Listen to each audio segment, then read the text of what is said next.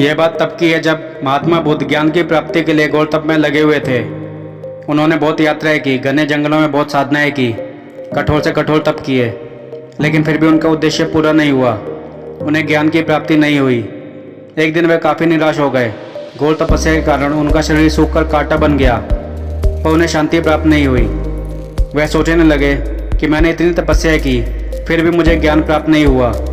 अब मैं आगे क्या करूं? वो काफ़ी परेशान हो गए। उनकी हिम्मत टूट गई।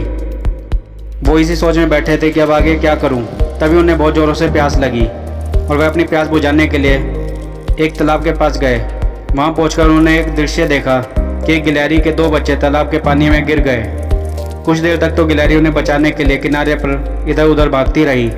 फिर शांत होकर कुछ देर सोचने के बाद गिलहरी तालाब के अंदर गई और अपना पूरा शरीर पानी से भिगोया और बाहर आकर इस पानी को झाड़ने लगी, और बार बार वो ऐसा करती रही।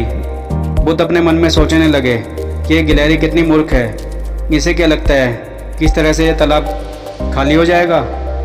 लेकिन वह गिलहरी ऐसा बार बार करती रही और काफ़ी देर गिलहरी को देखने के बाद बुद्ध को ऐसा लगा जैसे वह गिलहरी कह रही हो, चाहे यह तालाब सूखे या ना सूखे, लेकिन मैं अपना प्रयास नहीं छोड़ूंगी।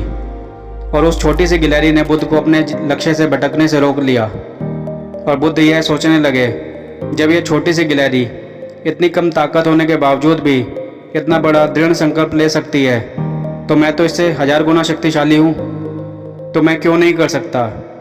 और यह सोचकर बुद्ध फिर से अपनी साधना में लग गए और अंत में उन्हें ज्ञान की प्राप्ति हो गई और वह बुद्ध से भगवान बुद्ध बन गए। अतः इस कहानी से हमें यह सीख मिलती है कि हमें किसी भी परिस्थिति में अपने लक्ष्य को प्राप्त करने में प्रयास नहीं छोड़ना चाहिए।